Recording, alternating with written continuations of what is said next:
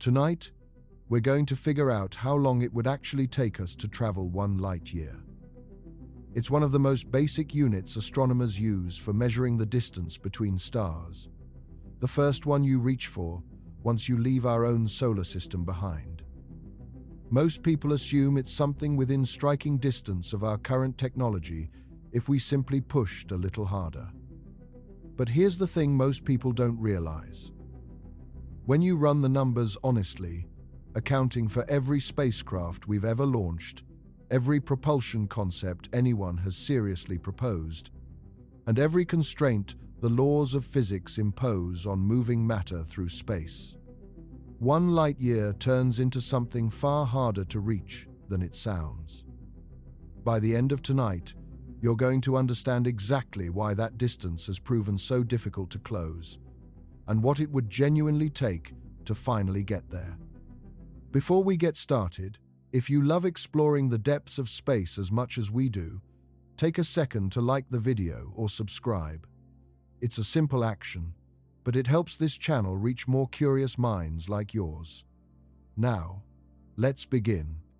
Let's start with the number itself. A light year is not a measure of time, even though the name suggests otherwise. It's a measure of distance, specifically the distance that light travels in a vacuum over the course of 1 year. Light moves at approximately 186,282 miles per second. That's not an approximation for effect.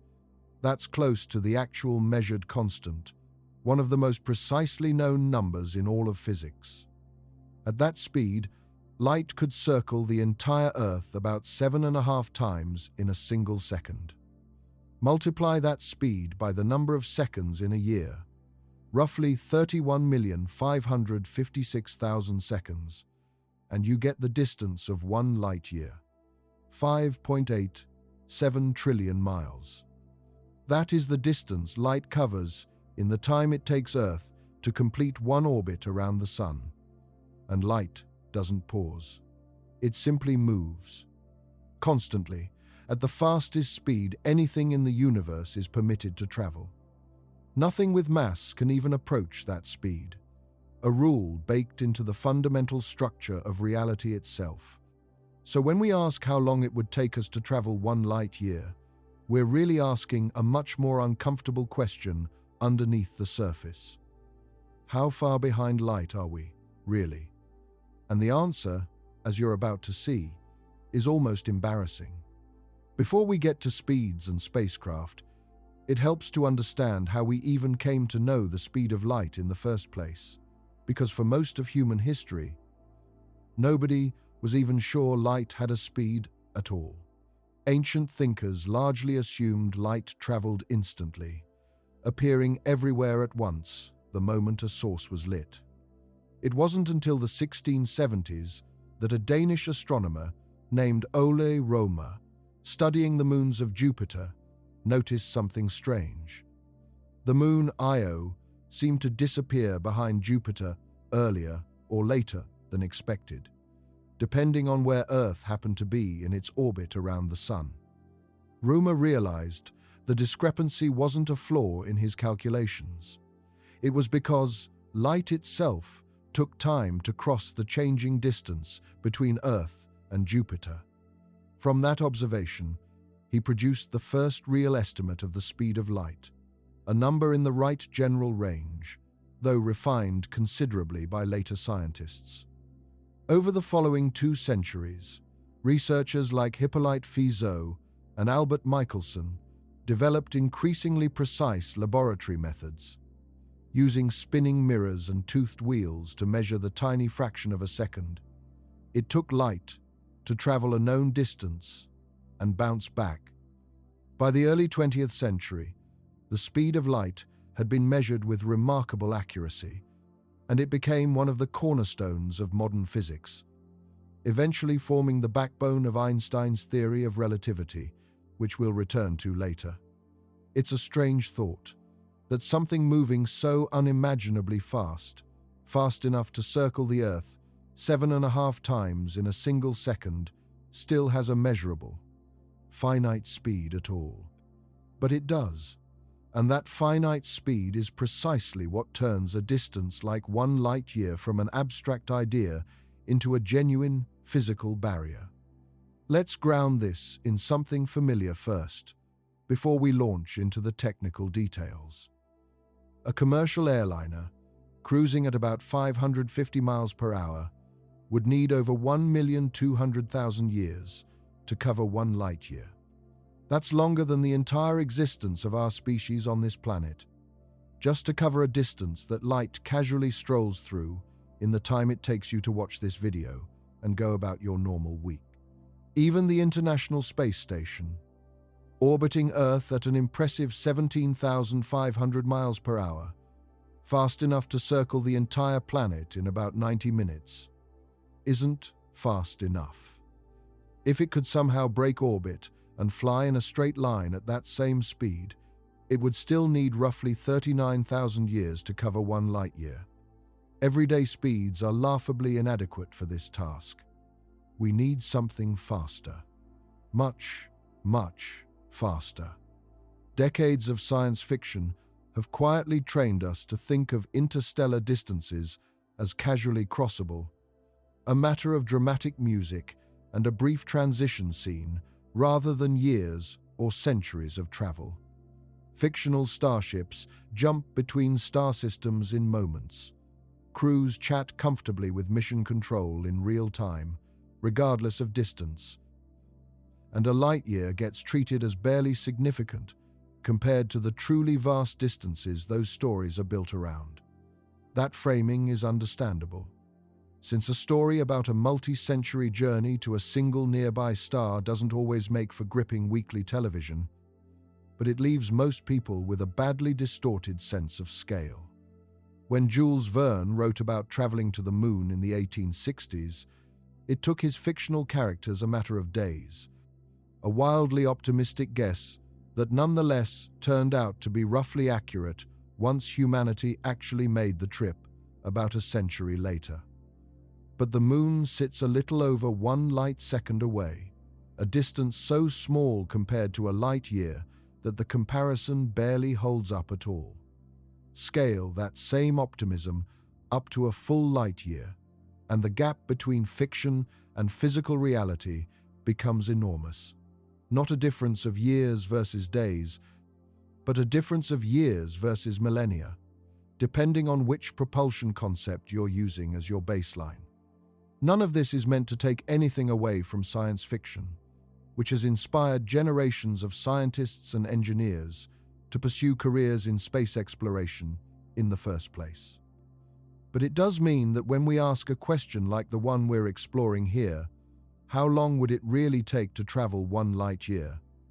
The honest answer requires setting aside the comfortable assumptions those stories have given us.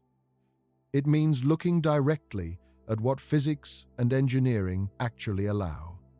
So, let's turn to the fastest things humanity has ever actually built and launched into space and see how they measure up. The Parker Solar Probe, launched by NASA in 2018 to study the Sun up close, holds the record as the fastest human-made object in history. At its closest approach to the Sun, using the star's own gravity to slingshot itself forward, the probe reaches speeds of around 430,000 miles per hour. That is an extraordinary achievement of engineering. A spacecraft moving fast enough to cross the entire continental United States in under 30 seconds. If you could maintain that speed indefinitely, aimed in a straight line toward deep space, how long would it take to cover 1 light-year? The math works out to a little over 1,500 years. 1,500 years, using the fastest machine our species has ever produced. For context, 1,500 years ago, the Roman Empire in the West had only just fallen, and most of the technologies we take for granted today didn't exist in any form. That's the kind of timescale we're talking about, and this is our best spacecraft, under ideal and, frankly, unrealistic conditions. The Parker Solar Probe only reaches that speed by diving close to the Sun, and it would slow down dramatically once it left the sun's gravitational influence behind. It's not actually built to maintain that velocity across open interstellar space. Voyager 1, the most distant human-made object ever launched, offers a more honest comparison because it actually is heading out of the solar system right now, coasting through interstellar space as we speak. Voyager 1 launched in 1977 and is currently traveling at about 38,000 miles per hour relative to the Sun. At that steady, sustainable speed, it would take Voyager 1 about 17,600 years to cover a single light year. 17,600 years. Voyager 1 launched in 1977, which means it has now been traveling continuously for close to 50 years, farther from Earth than any human-made object in history. And yet, after all that time, Voyager 1 has covered barely 2/1000ths of a single light year, a genuinely tiny fraction of the distance we've been discussing. If you scaled the full 1 light-year journey down to the length of a marathon, roughly 26 miles, Voyager 1's entire nearly 50-year journey so far would represent covering a little under 400 feet. There's a milestone happening in real time that puts this in perspective even further. In November of 2026, Voyager 1 is set to become the first human-made object in history to travel a full light day from Earth, a distance of about 16 billion miles, meaning a radio signal would need a full 24 hours just to reach it. It has taken Voyager 1 nearly 50 years of continuous flight to cover that single light day. A light year is 365 times farther than that. That comparison alone tells you almost everything you need to know about why this distance remains so far beyond our current reach. The Pioneer 10 and Pioneer 11 probes launched even earlier than Voyager in the early 1970s. They're moving even more slowly, and both have long since gone silent. Their radio transmitters grew too weak, and their power sources too depleted to communicate with Earth any longer. They're still drifting silently outward at speeds that would require roughly 25,000 years each to cover a single light year. They're still out there, coasting through the darkness. Each one carries a small plaque etched with images meant to represent humanity for whoever or whatever might one day encounter it. They're silent monuments to just how far a light year truly is, even for objects that have already been traveling for more than 50 years. For a sense of scale, agriculture itself, the entire foundation of human civilization, only began around 12,000 years ago. Voyager 1 would need longer than the whole of civilized human history just to cross the distance we're discussing, and that's assuming it kept its current trajectory and speed, uninterrupted, forever. New Horizons, the spacecraft that gave us our first close look at Pluto, moves at roughly 36,000 miles per hour, putting it in a similar range. It would need somewhere around 18,600 years to travel 1 light year. For comparison, the speed of sound, about 767 miles per hour at sea level, is the benchmark that supersonic aircraft, like the retired Concorde, were built to exceed. Even the Concorde, cruising at around 1,350 miles per hour, over twice the speed of sound, would need just under 500,000 years to cover 1 light year. Sound itself, if it could somehow travel through the vacuum of space, which it cannot, would need well over 800,000 years just to make the trip. And light still leaves it behind instantly, because light doesn't need a medium to travel through at all. There's a strange twist buried in this whole conversation. A single light year isn't just an abstract yardstick sitting somewhere out past the planets. It actually reaches into a region of our own solar system that we rarely think about, the Oort cloud.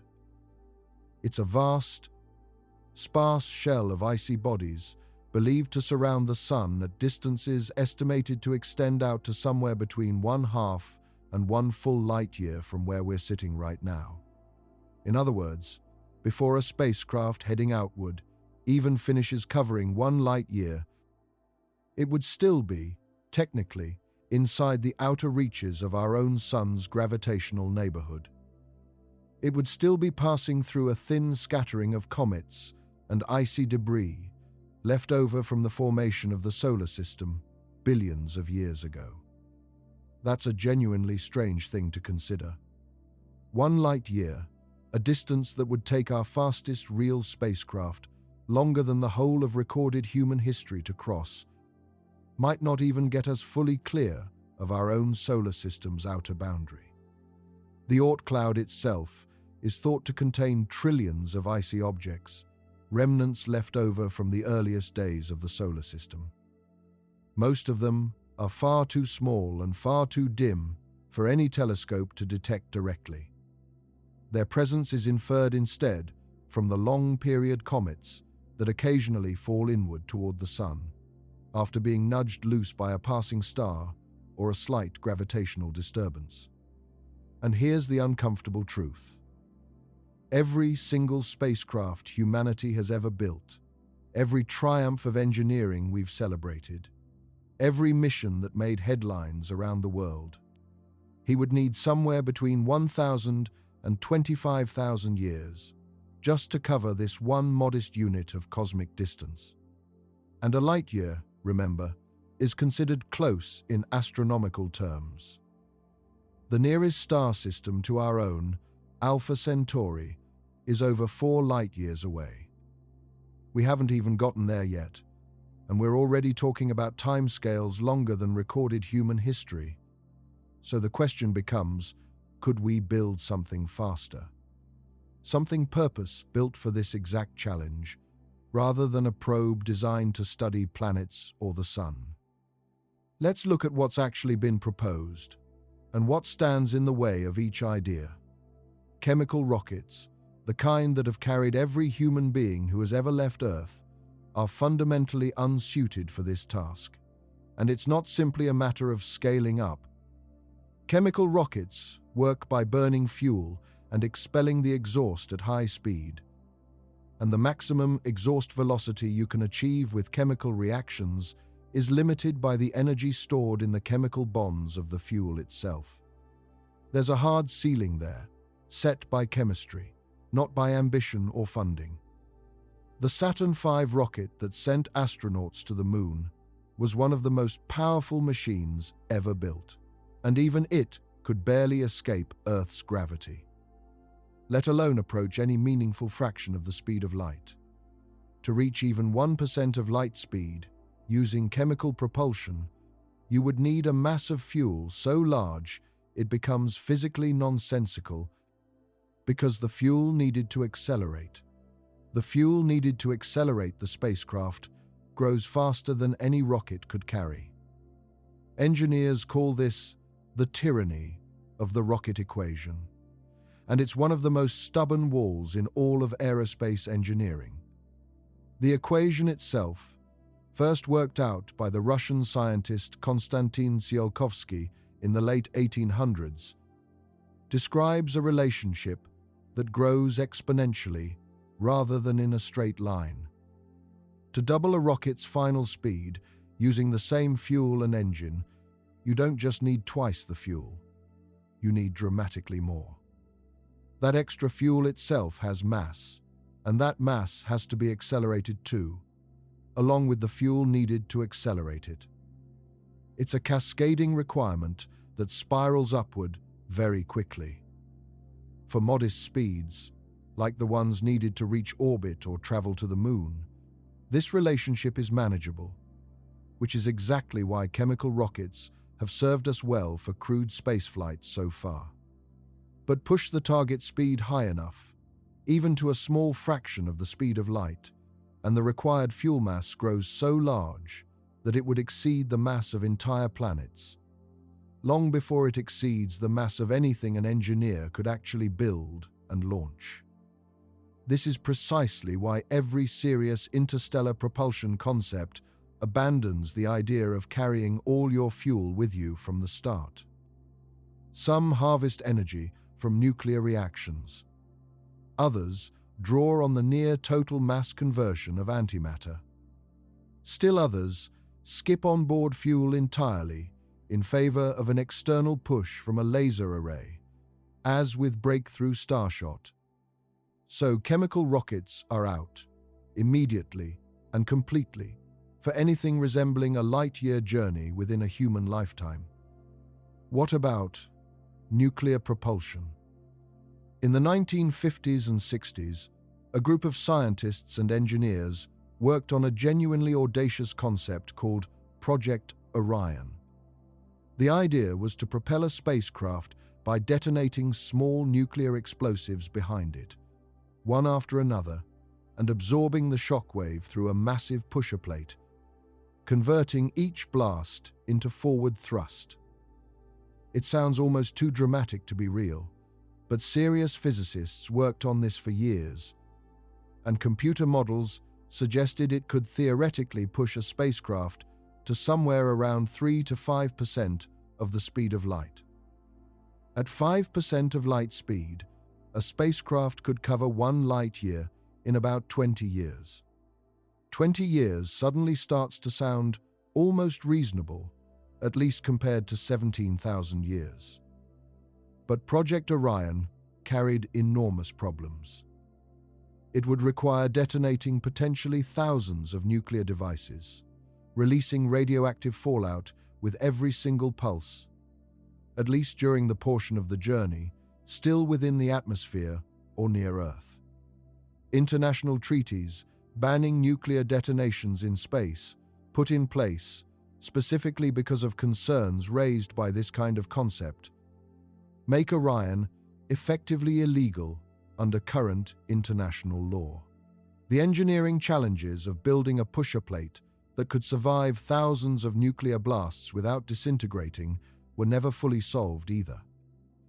Early Orion designs, worked on by physicist Freeman Dyson and his colleagues, imagined spacecraft weighing anywhere from a few thousand tons for smaller versions up to 8 million tons for the most ambitious interstellar variant.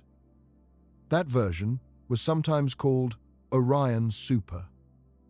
It was a vessel so massive it would have functioned less like a traditional spacecraft and more like a small, self-contained city hurled through space by controlled nuclear detonations. The interstellar version of the concept called for using hundreds of thousands of individual nuclear pulse units over the course of the acceleration phase. Each one would contribute a small increment of speed, gradually building toward that theoretical 3 to 5% of light speed over a period of months or years. Then the engines would shut down, and the vessel would simply coast for the remainder of the journey.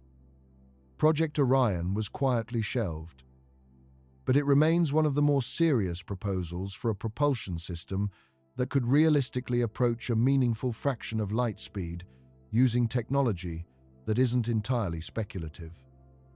Fusion propulsion represents another serious avenue, and it's the concept behind Project Daedalus, a study conducted by the British Interplanetary Society in the 1970s. The idea was to build a spacecraft powered by tiny pellets of fusion fuel, ignited in rapid succession by powerful lasers or electron beams, similar in principle to a continuous, controlled series of miniature fusion explosions inside a magnetic containment chamber. Fusion, the same process that powers the sun, releases far more energy per unit of fuel than any chemical reaction ever could.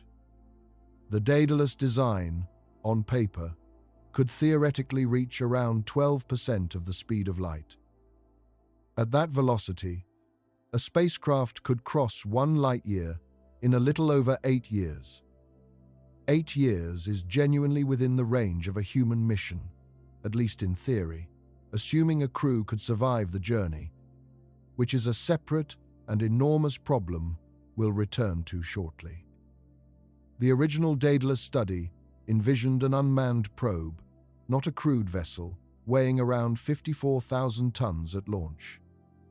The overwhelming majority of that mass was dedicated to fuel pellets, with only a tiny fraction reserved for the actual scientific payload and its instruments. The design called for a 2-stage engine. It would burn through the first stage over roughly 2 years to reach about 7% of light speed. Then it would jettison that stage and ignite a second stage for another 1.8 years, ultimately reaching that theoretical 12% figure. After that, it would coast the remaining distance in near silence, engines off, simply drifting at cruising velocity toward its target. Even scaled down and adapted for a crewed mission, which the original Daedalus study never actually attempted to design, the challenges remain daunting. The sheer quantity of fusion fuel required and the difficulty of igniting it in a controlled, sustained sequence rather than the theoretical pulse detonations the design called for, remain well beyond current capabilities. The catch with fusion propulsion is that we still haven't achieved controlled, sustained fusion here on Earth in any practical, net positive energy form suitable for power generation, let alone a compact propulsion system light enough to fly on a spacecraft. Researchers have pursued controlled fusion for over 70 years, and while there have been genuine breakthroughs in recent years, including experiments that finally produced more energy than they consumed, we remain a considerable distance from a fusion-powered rocket engine. In December of 2022, researchers at the National Ignition Facility in California achieved a genuine milestone. Using an array of nearly 200 powerful lasers, they compressed a tiny fuel capsule and triggered a fusion reaction that produced more energy than the lasers delivered into the target. It was a result physicists had been chasing for decades. It was a real and significant achievement, confirmed and repeated in subsequent experiments. But it's important to be precise about what it actually demonstrated. The energy comparison only accounted for the energy delivered directly to the fuel capsule itself, not the much larger amount of energy consumed by the facility as a whole to power those lasers in the first place. Turning a result like this into a compact, self-sustaining fusion reactor, small and light enough to serve as a spacecraft engine, remains a substantially harder challenge. Most experts in the field still describe it as decades away, even with continued funding and research momentum following that breakthrough. Still, it represents genuine, measurable progress on a problem that had seen relatively little forward motion for much of the preceding half-century. It's exactly the kind of incremental step that eventually, cumulatively, closes the gap between theoretical propulsion concepts and working hardware. Antimatter propulsion is the most efficient theoretical option physics currently allows, and the numbers involved are almost absurd. When matter meets antimatter, the two annihilate each other completely, converting 100% of their combined mass directly into energy, following Einstein's famous equation, E equals mc squared. Chemical rockets convert a tiny fraction of 1% of their fuel's mass into usable energy. Fusion converts less than 1% of its fuel's mass into energy. Antimatter annihilation converts all of it. A spacecraft powered by antimatter could, in principle, approach a significant fraction of the speed of light. It could potentially reach 70 or 80% of light speed with a modest fuel mass. That would put a 1 light-year journey within a year or two of travel time, as measured by an outside observer. But producing antimatter is staggeringly difficult and staggeringly expensive. Our best particle accelerators can produce antimatter only in quantities measured in nanograms, and only at enormous energy cost, meaning we currently spend far more energy creating antimatter than we would ever get back from it. The total amount of antimatter humanity has ever produced across all of scientific history wouldn't be enough to power a household light bulb for more than a few minutes. Storing antimatter is its own nightmare, since it must never touch ordinary matter, or it reacts instantly and violently, meaning any storage system would require a flawless magnetic containment field, maintained without interruption for years at a time. One failure, one power interruption, one small malfunction, and the entire fuel supply releases its energy all at once, with consequences far more severe than any conventional explosion. Antimatter propulsion remains, for now, firmly in the realm of theoretical physics rather than engineering reality. Ion propulsion deserves a mention here too, mostly because, unlike several of the concepts we've already covered, it's technology we've actually used successfully on real missions today. Ion engines work by ionizing a gas, typically xenon, and using electric fields to accelerate those charged particles out the back of the spacecraft at very high velocity.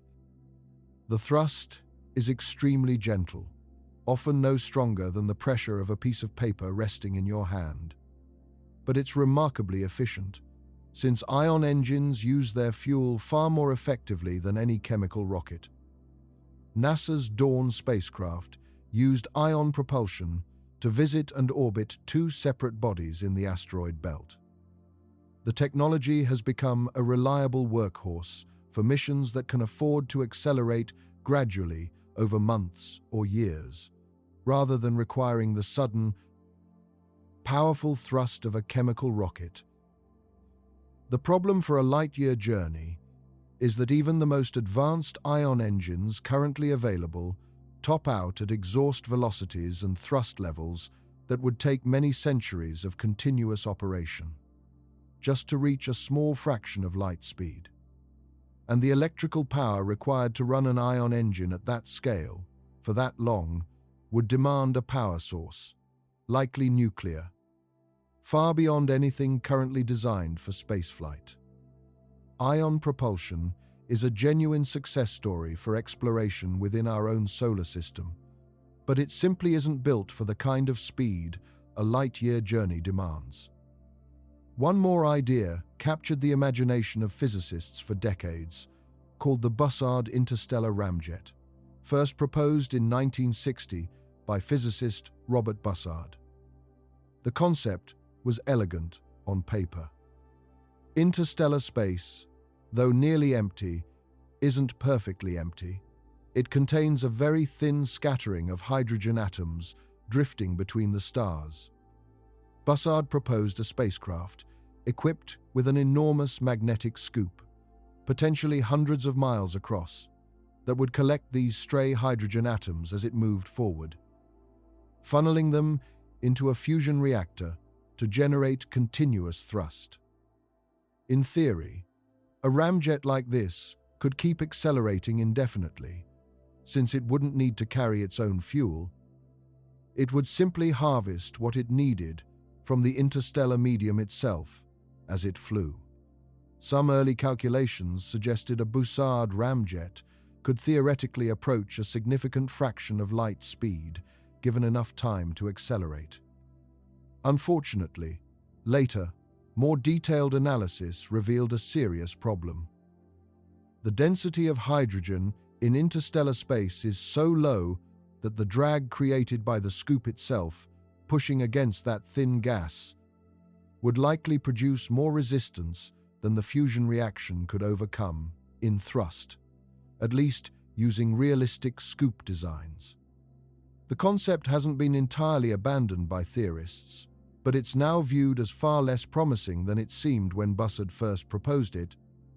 A reminder that even elegant ideas on paper often run into stubborn practical limits once the details are worked out. One more concept stands out as arguably the most promising near-term approach humanity has actually begun testing: solar sails and laser propulsion. A solar sail works on a simple principle. Light carries momentum, even though photons have no mass. When photons strike a reflective surface, they transfer a tiny amount of that momentum, producing a very small but continuous push. Japan's Ikaros spacecraft demonstrated this technology successfully in 2010, proving that solar sails genuinely work in practice, not just in theory. Since then, other missions have continued refining the concept. The Planetary Society's LightSail spacecraft, a small crowd-funded mission, successfully demonstrated controlled solar sailing in Earth orbit. NASA has run its own solar sail projects too, exploring larger sail designs intended for deeper space missions. These missions test materials, deployment mechanisms, and navigation techniques that any future interstellar sail concept would eventually need to rely on. Each of these missions operates at a tiny fraction of the scale and ambition required for an interstellar laser sail. But they serve an essential purpose. They prove out individual pieces of the technology in a low-risk, low-cost environment before anyone commits to something as ambitious as a breakthrough Starshot-style mission. The problem with sunlight alone is that it weakens rapidly with distance, following an inverse square relationship. So a sail, relying purely on sunlight, loses most of its pushing power once it travels beyond the orbit of Mars. This is where a more ambitious idea comes in, one currently being studied under an initiative called Breakthrough Starshot. Instead of relying on sunlight, the concept proposes using an enormous array of ground-based lasers focused with extreme precision on a tiny, ultra-lightweight sail attached to a spacecraft weighing only a few grams.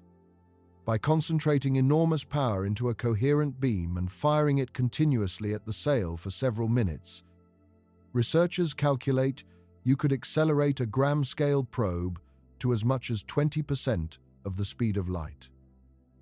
At 20% of light speed, 1 light year would take just 5 years to cross. 5 years. That number should genuinely surprise you, because it's the fastest realistic figure we've encountered so far, and unlike some of the other concepts, the underlying physics doesn't require any breakthroughs we haven't already demonstrated in small-scale experiments. The challenge with Breakthrough Starshot isn't primarily the physics, it's the scale of engineering required.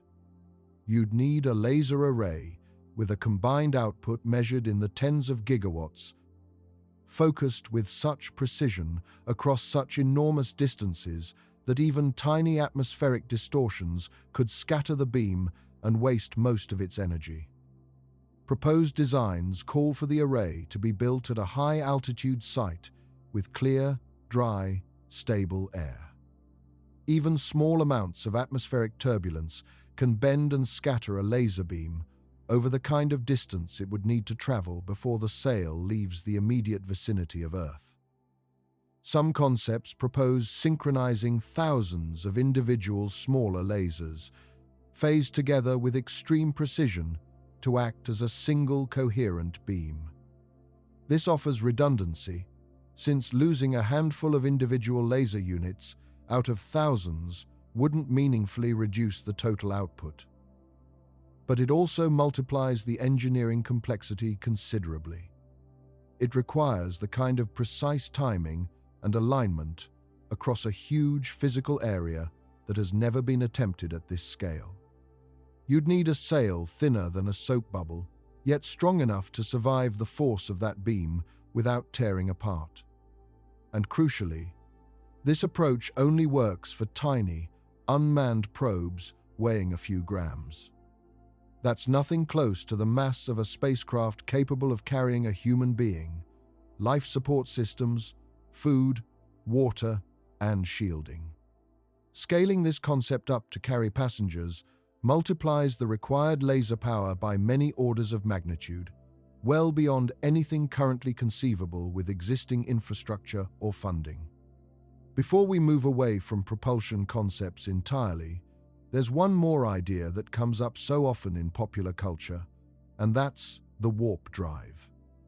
In 1994, a Mexican physicist named Miguel Alcubierre published a paper describing a mathematically valid solution within Einstein's equations. It would allow a spacecraft to reach a destination faster than light would normally allow, without technically breaking the speed limit imposed by relativity.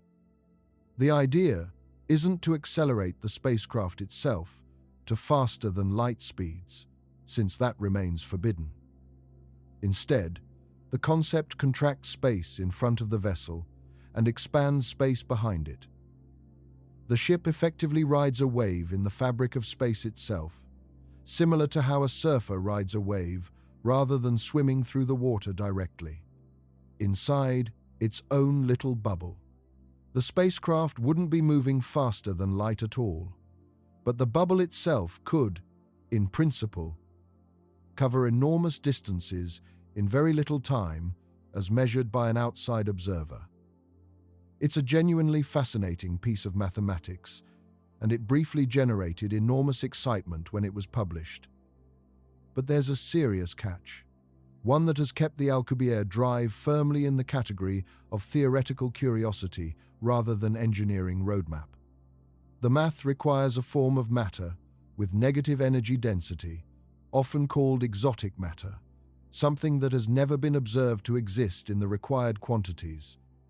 And some physicists question whether it can exist in a usable form at all.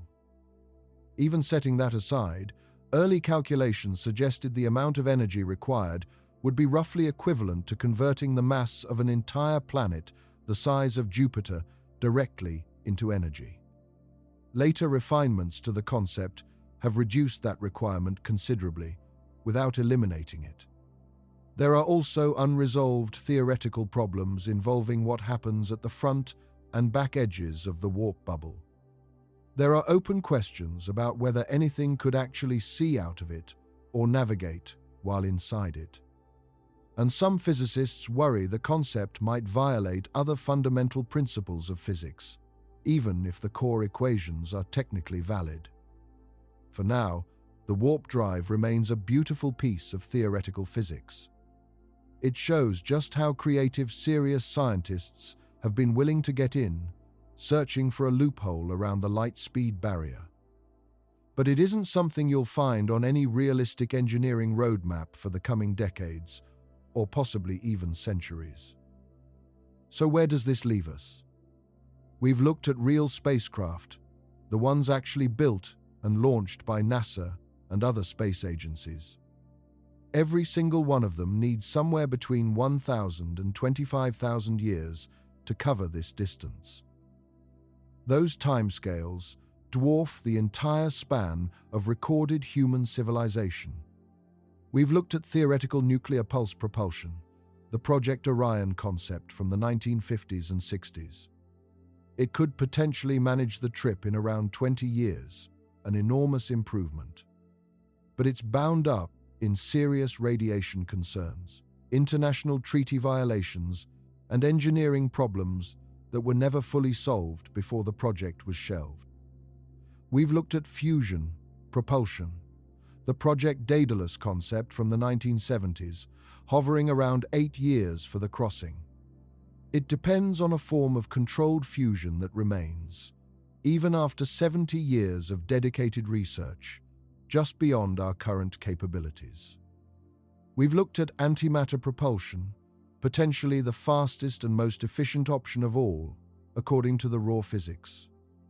It's locked behind a production and storage problem so severe that all the antimatter humanity has ever created wouldn't power a light bulb for more than a few minutes. And we've looked at laser-driven sails, the breakthrough Starshot concept, offering a genuinely plausible 5-year figure for a tiny unmanned probe weighing only a few grams.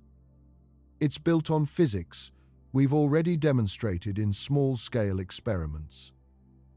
Human transport at that same speed remains a vastly harder proposition, since mass, shielding, and life support requirements scale the challenge up by many orders of magnitude.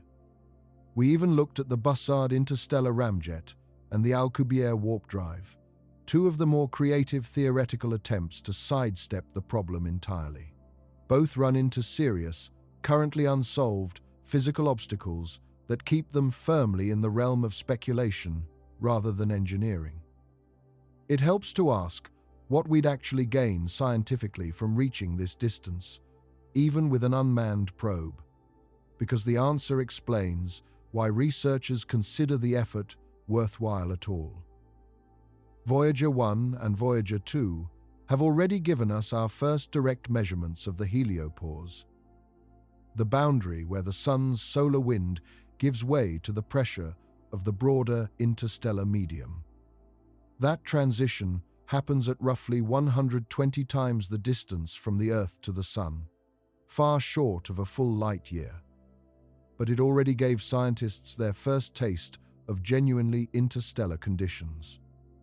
A probe, capable of reaching a full light year, would travel roughly 500 times farther than that boundary, sampling the density, composition, and magnetic properties of interstellar space across a scale we've never directly measured before. This matters because our current understanding of the interstellar medium, the thin material that fills the space between stars, comes almost entirely from indirect observation.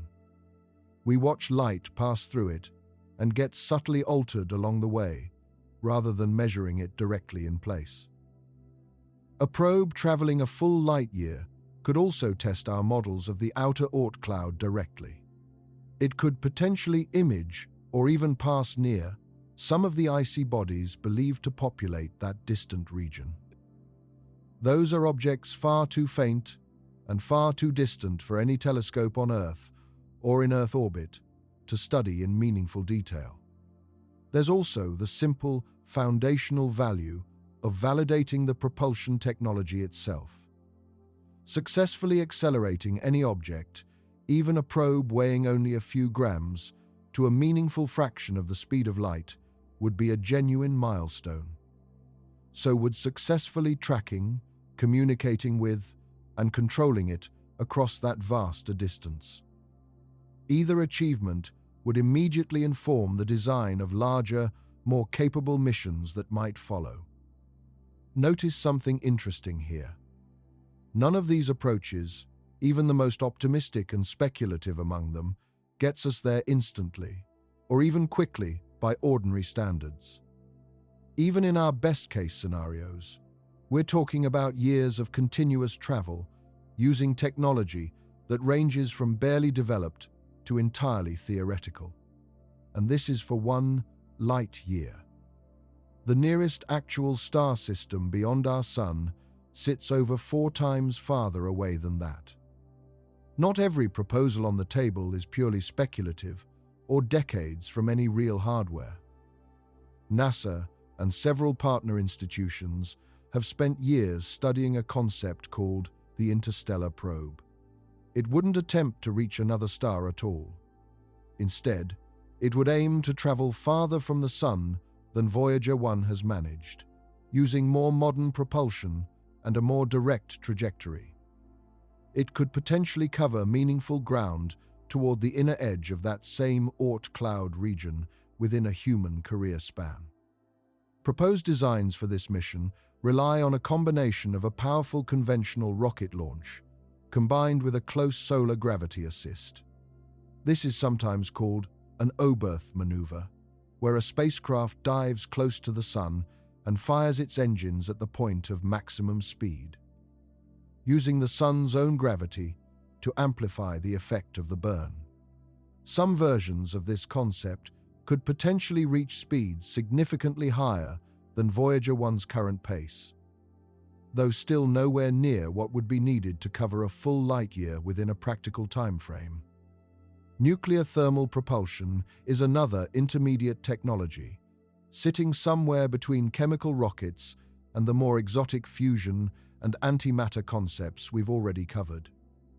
Rather than burning chemical fuel, a nuclear thermal engine uses a small onboard reactor to superheat a propellant, typically hydrogen, and expel it at velocities considerably higher than chemical combustion allows. NASA tested versions of this technology decades ago under a program called NERVA. Renewed interest in recent years has explored nuclear thermal engines as a way to dramatically cut travel times within our own solar system, potentially shortening a crewed mission to Mars by months.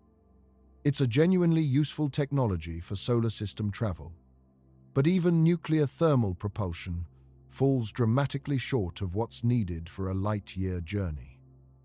It offers speeds only modestly higher than chemical rockets, nowhere near the fractions of light speed required to make an interstellar crossing survivable within a human lifetime.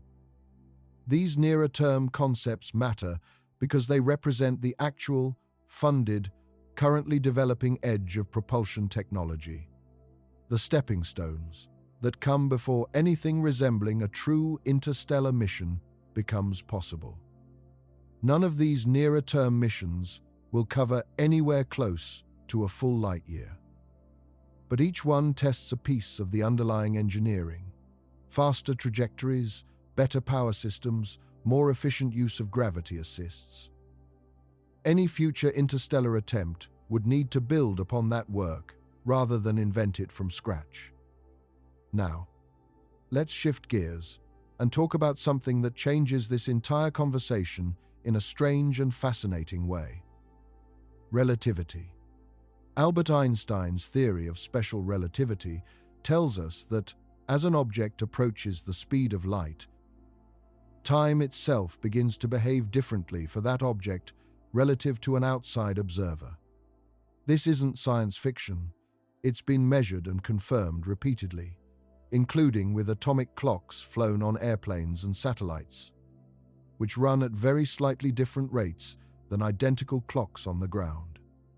The effect is called time dilation, and it becomes dramatically more pronounced as speed increases toward the speed of light.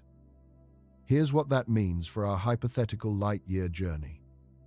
If a spacecraft could somehow reach 80% of the speed of light, an external observer watching from Earth would calculate the journey, taking about 1.25 years to cover 1 light year. But for the crew aboard that spacecraft, moving at that tremendous velocity, their own experience of time would pass more slowly relative to Earth.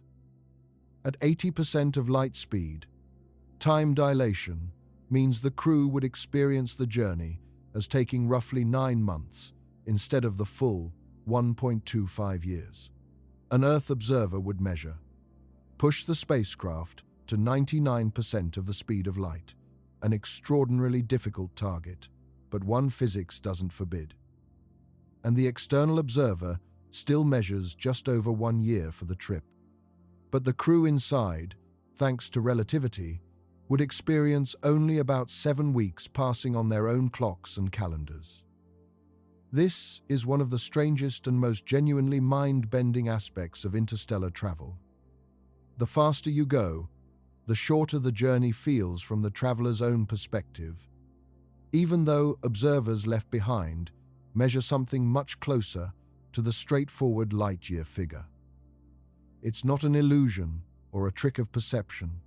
It's a real, measurable difference in the passage of time itself, built into the structure of the universe.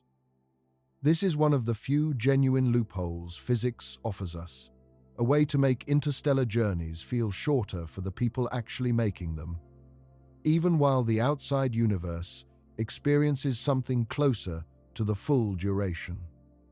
The catch, and there's always a catch, is that reaching these speeds requires propulsion technology far beyond anything we've discussed, and even beyond most of the theoretical concepts we covered earlier. The energy required to accelerate any object with mass toward these fractions of light speed increases dramatically the closer you get. It follows a curve that approaches infinity as you approach the speed of light itself.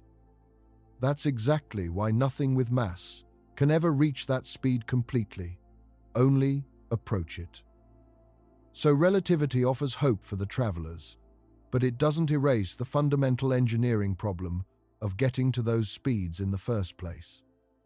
This effect is sometimes called the twin paradox, a thought experiment where one twin stays on Earth while the other travels near the speed of light and returns. The traveling twin, upon returning, would find themselves younger than the twin who stayed behind. Not because of anything mystical. Time itself passed differently for each of them, depending on their relative speeds through space. It's called a paradox, mostly because it seems to violate common sense, not because it violates physics. It's been confirmed through real experiments too, including precise measurements of unstable particles that survive longer when moving at high speeds through particle accelerators than identical particles at rest, exactly as relativity predicts. Apply that same principle to our light-year journey, and something remarkable emerges. A crew traveling at a high enough fraction of light speed wouldn't just experience a shorter journey. They would return to find Earth had aged more than they had, assuming they made a round trip at all. It's a genuinely strange thing to imagine. A crew steps back onto Earth after what felt to them like only a handful of years. Decades, or even longer, had passed for everyone and everything they left behind. Friends grown old, familiar cities transformed.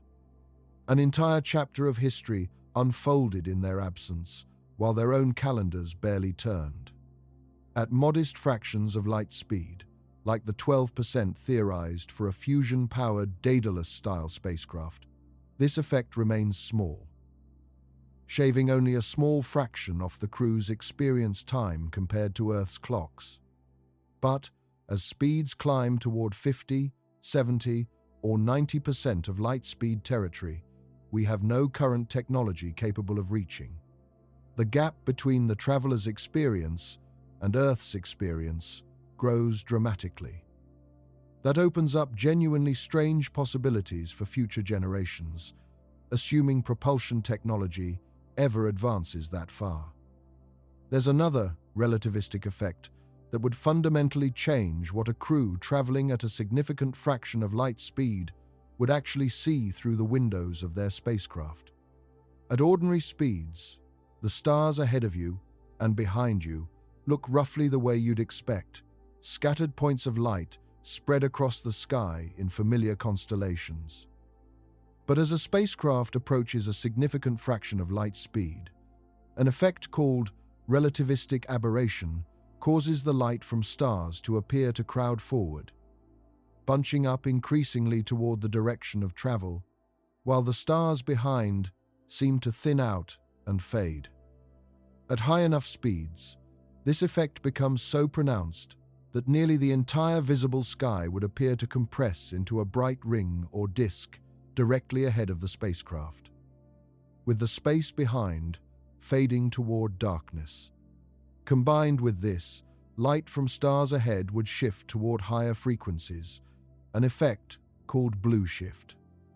That could potentially push visible light into the ultraviolet range, making it invisible to human eyes without specialized instruments.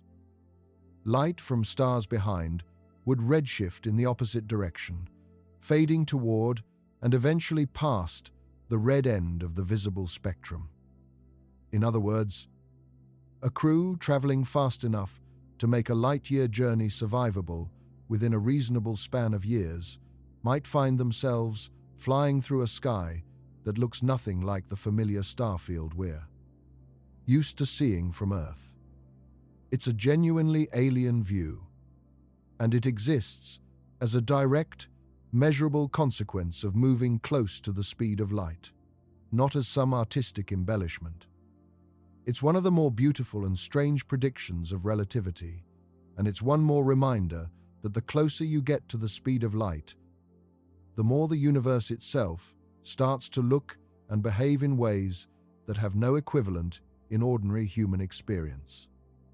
Now, let's talk about what this journey would actually mean for the people who might attempt it, because even in the best-case scenarios we've discussed, we're still talking about years, not days or hours. A 5-year unmanned probe journey, like the one theorized under Breakthrough Starshot, involves no human survival concerns, since nothing living is aboard.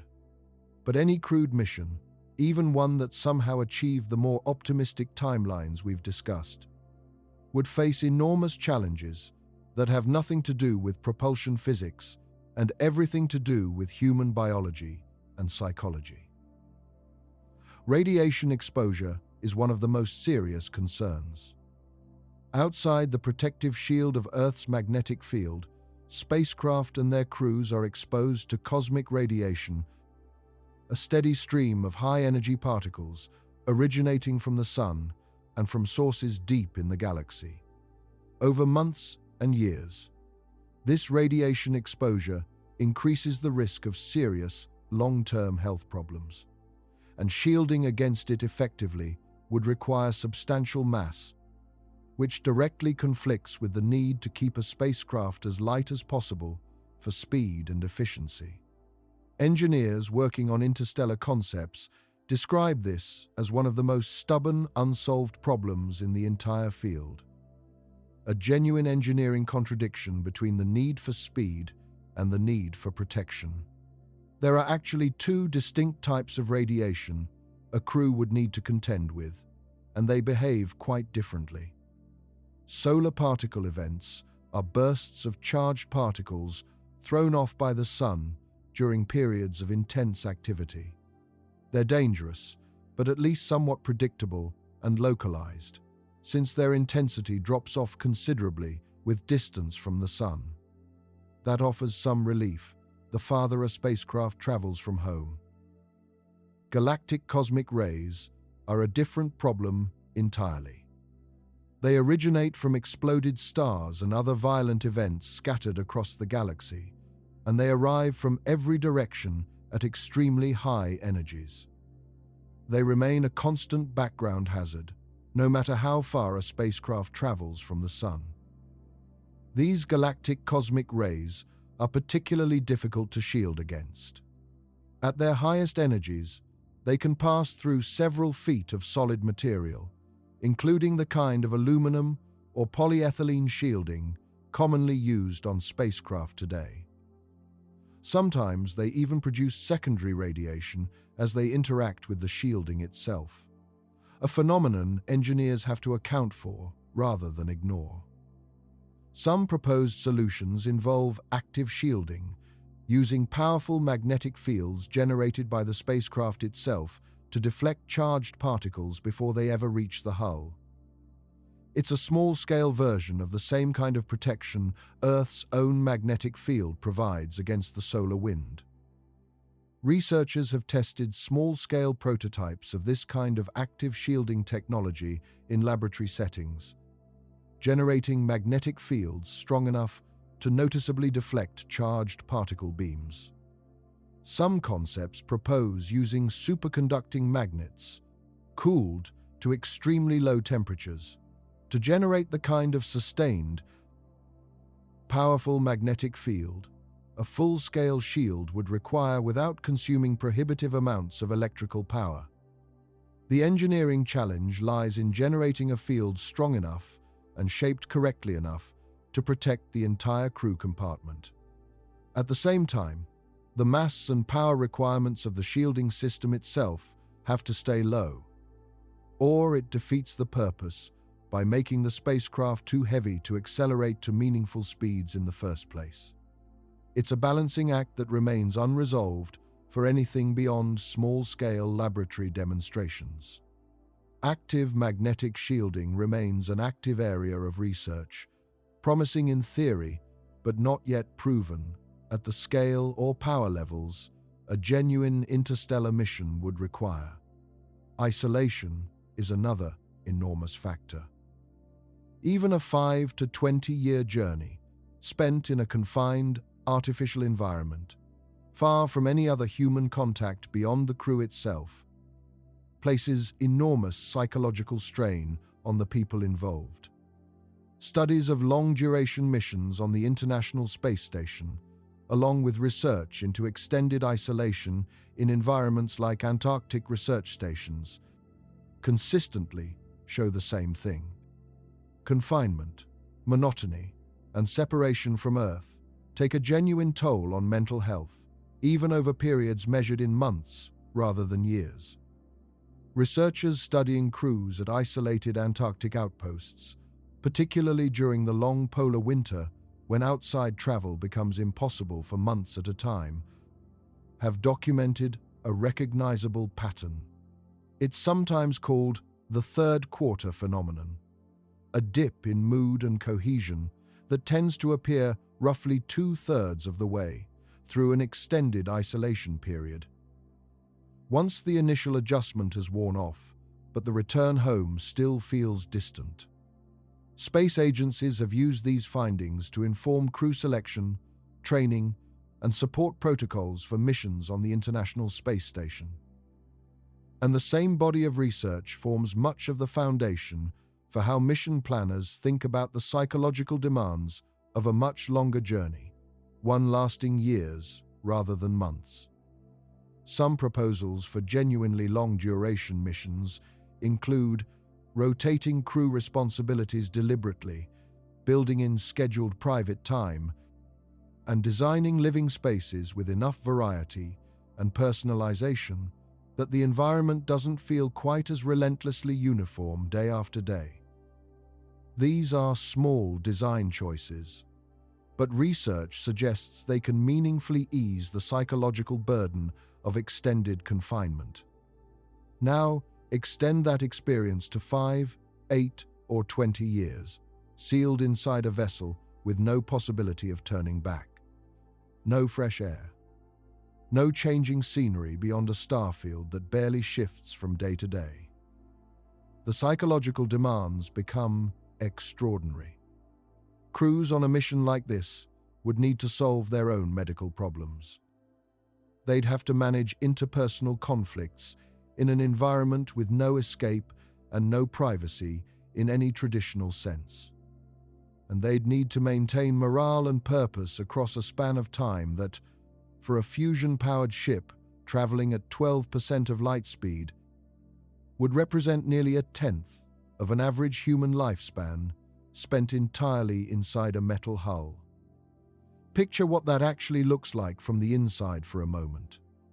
Selecting a crew for a mission like this would look very different from selecting astronauts for a mission to the Moon or Mars, where a return home within months or a couple of years remains the expectation. Mission planners, studying long-duration crewed concepts, have suggested that ideal candidates would need more than technical competence and physical health. They'd need an unusually stable temperament, strong conflict resolution skills, and a documented ability to sustain motivation and purpose over years without external novelty or change. Those qualities are considerably harder to test for than the physical fitness standards used for shorter missions. Some proposals even suggest selecting entire family units or established small communities rather than individually selected specialists. The theory is that pre-existing social bonds and support structures might prove more resilient over a multi-year journey than a crew of strangers brought together purely for their professional qualifications. Whichever approach any real mission eventually took, the selection process itself would likely take years.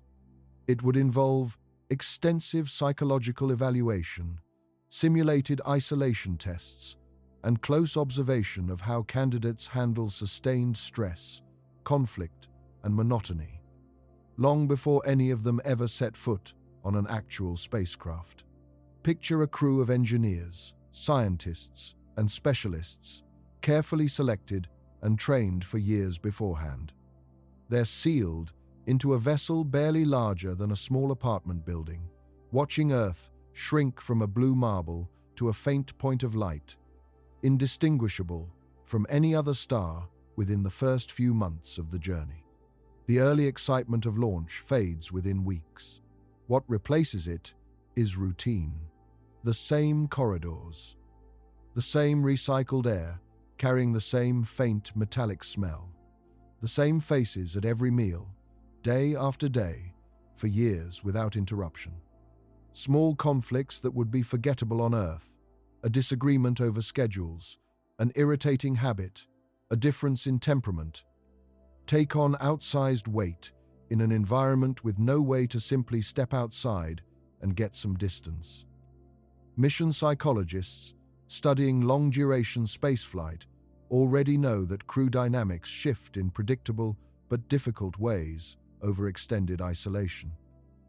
Periods of heightened tension often appear around the midpoint of a mission, once the novelty has worn off, but the end still feels impossibly far away. For an 8 or 20-year journey, that midpoint crisis wouldn't be a matter of weeks. It would stretch across years, testing the patience, discipline, and resilience of everyone aboard in ways no training program on Earth could fully simulate in advance. And yet, history suggests people are capable of extraordinary endurance under exactly these kinds of conditions, provided they have purpose, structure, and a genuine sense that what they're doing matters. Crews would likely develop their own rituals and traditions along the way. Small ceremonies marking anniversaries of the launch. Birthdays celebrated with whatever ingredients the ship's food systems could produce. Quiet moments set aside for remembering Earth and the people left behind. These small acts of meaning-making aren't a footnote to the mission. They'd be as essential to its success as the propulsion system or the life support hardware. A spacecraft can be engineered to survive the vacuum of space, but a crew has to be prepared to survive years of their own minds, turned inward, with nowhere else to go. There's an alternative approach that researchers have seriously studied as a way to sidestep much of this psychological burden entirely. Inspired by the way some animals survive harsh conditions through hibernation. The idea is sometimes called torpor-induced travel. It would involve lowering a crew member's body temperature and metabolic rate significantly, placing them into a deep, medically induced sleep-like state for extended portions of the journey. That would reduce their need for food, water, oxygen, and psychological stimulation all at once. NASA has funded early-stage research into this concept, drawing on observations of animals like ground squirrels and bears that naturally enter states of dramatically reduced metabolism for months at a time without apparent harm. If a technique like this could be safely adapted for human physiology, it could transform the psychological calculus of a multi-year journey considerably. And that remains a considerable if, given how much we still don't understand about safely inducing and reversing deep torpor in humans. A crew could potentially experience only a fraction of the mission's actual duration while conscious, waking periodically for maintenance and monitoring before returning to a dormant state. Early experiments have shown some promise using lower body temperatures and pharmacological approaches, but nothing close to the multi-year dormancy periods a genuine interstellar mission would require has been demonstrated safely in humans. Significant medical hurdles remain too, including concerns about muscle and bone loss, potential neurological effects, and the basic challenge of safely lowering and later restoring core body temperature over such an extended period without complications. For now, hibernation remains a promising research direction rather than a solved problem. One more example of a concept that could meaningfully change the human factors calculation of interstellar travel, if the underlying medical science eventually catches up to the idea. Food and resource management present their own puzzle. A journey lasting even 5 years would require an enormous quantity of food, water, and breathable air. That is, unless the spacecraft incorporated a closed-loop life support system capable of recycling waste, growing food, and regenerating breathable atmosphere indefinitely. Such systems exist in early prototype form today, tested on stations like the ISS, but achieving a truly closed-loop system with zero net loss over years of continuous operation remains an unsolved engineering challenge. Current life support systems on the International Space Station recycle a substantial majority of water used aboard the station, reclaiming moisture from the air, from sweat, and even from urine, processing it back into drinking water through multiple filtration stages. Even with those systems, the International Space Station still relies on periodic resupply missions from Earth. Those missions replace air, water, and materials lost through small inefficiencies in the recycling process. That's a luxury that simply wouldn't exist for a spacecraft years or decades away from the nearest resupply point. A genuinely closed-loop system for an interstellar mission would need to recover essentially all of its water, oxygen, and a meaningful share of its food production internally, indefinitely, with no external supply chain to fall back on if something goes wrong. No system built so far has come close to fully achieving that over multi-year timescales. Growing food aboard a spacecraft presents its own set of complications. Plants require light, water, nutrients, and a stable environment, and all of that has to be provided artificially in a sealed vessel with no natural sunlight beyond what reaches it from distant stars. Experiments aboard the International Space Station have successfully grown small quantities of lettuce, radishes, and other crops in specially designed growth chambers. That's proof of concept that plants can survive and even thrive in microgravity.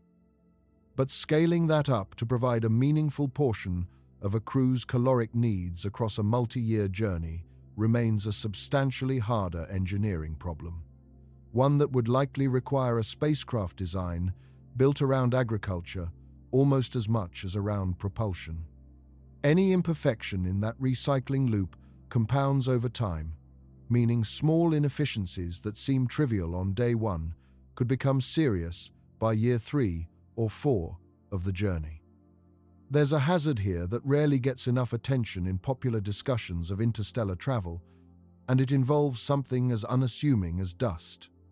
Interstellar space contains scattered grains of dust and tiny particles, remnants from exploded stars, and the slow churn of galactic material over billions of years. At everyday speeds, a spacecraft could pass through this material without any concern at all. The particles are so sparse and so small that collisions are exceedingly rare and essentially harmless. But at even a modest fraction of the speed of light, the physics changes entirely. Kinetic energy increases with the square of velocity, meaning a particle that would be harmless at ordinary spacecraft speeds becomes something closer to a small explosive impact at relativistic speeds. A grain of dust weighing a fraction of a gram, striking a spacecraft traveling at 10 or 20% of light speed, would release an amount of energy comparable to a small artillery shell, concentrated into a single microscopic point of impact. To put a number on it, a dust grain weighing just 1 milligram, far smaller than a grain of sand, striking a spacecraft traveling at 20% of light speed would carry a kinetic energy comparable to several hundred pounds of TNT. That's far beyond a hand grenade, closer to a small truck bomb. And all of it would be delivered instantaneously to an area smaller than the head of a pin. Multiply that by the sheer number of such particles scattered across even a sparse light year of interstellar space. The cumulative probability of at least one significant impact over a journey lasting several years becomes a genuine mission risk. Shielding, redundant systems, and careful trajectory planning can reduce that risk, but not entirely eliminate it. Engineers studying concepts like breakthrough starshot have had to seriously consider shielding. Even then, a sustained journey of several years at high speed carries a real, cumulative risk of a strike serious enough to damage or completely disable a probe, let alone a crewed vessel carrying fragile life support systems and human passengers. Some proposed solutions involve a sacrificial shield made of a thick, disposable material at the front of the spacecraft, designed to absorb and vaporize incoming particles before they reach anything critical. It's similar in principle to the Whipple shields already used on the International Space Station to protect against micrometeorites, just scaled up dramatically to handle far higher impact energies. This is one of those problems that sounds almost trivial, a bit of cosmic dust, and yet turns out to be one of the more serious engineering obstacles standing between us and any spacecraft capable of moving fast enough to make a light-year journey worthwhile. And then there's the return question, one that rarely gets asked but deserves consideration. If a crew traveled 1 light-year outward, using one of these speculative propulsion systems, would they have any realistic path home? The fuel and energy required for the outbound journey are already at the ragged edge of what's theoretically achievable. Doubling that requirement for a return trip, or requiring an entirely separate refueling and launch infrastructure at the destination, adds a layer of complexity that most serious interstellar mission concepts simply treat as a one-way journey, at least for the first attempts. That's a sobering thought. There's another consequence of distance that has nothing to do with propulsion at all and everything to do with communication. Radio signals, like light itself, travel at the speed of light, which means any message sent from a spacecraft 1 light-year away would take a full year to reach Earth, and any reply sent back would take another full year to arrive. A simple question-and-answer exchange, something that takes seconds in an ordinary conversation, would take 2 full years from the moment the question was asked to the moment the answer was heard. Mission Control couldn't respond to an emergency in real time. They couldn't offer guidance through a sudden crisis. They could do nothing except wait and hope and trust that whatever training and equipment the crew carried with them would be enough to handle whatever came up along the way. This is a genuinely different kind of isolation than anything astronauts have experienced so far. Even the Apollo astronauts on the Moon, at their most distant, were only about 1.25 seconds away from Earth by radio. That allowed something close to a normal, if slightly delayed, conversation. A crew 1 light-year from home would exist in a kind of communication silence, unlike anything in the history of human exploration, sending messages into a year-long void and waiting patiently for whatever came back, if anything came back at all. Every serious proposal for reaching even this relatively modest distance of 1 light-year, using technology at the very edge of what physics permits, effectively describes a one-way trip. It would be made by people who would spend years of their lives, and quite possibly the remainder of their lives, traveling somewhere that Earth itself would only ever see as a message. A data transmission crawling back home at the speed of light itself. Now, let's put this whole conversation into a broader perspective, because it's easy to lose sight of the bigger picture once we start talking about fusion engines and antimatter storage and time dilation. 1 light year, 5.87 trillion miles, is a genuinely enormous distance by any ordinary human measure. And yet, in the context of the universe we actually inhabit, it's remarkably small. The nearest star system to our own Sun, Alpha Centauri, sits just over 4 light years away. Our own galaxy, the Milky Way, stretches across roughly 100,000 light-years from end to end. Even our fastest theoretical propulsion concepts, the ones that could cross a single light-year in 5 to 20 years, would still need somewhere in the range of 500,000 to 2 million years to cross the galaxy in a straight line. And that's without accounting for the fact that a straight-line journey wouldn't even make sense given how the galaxy's spiral structure and rotation actually work. The nearest large galaxy to our own, Andromeda, sits about 2,500,000 light-years away.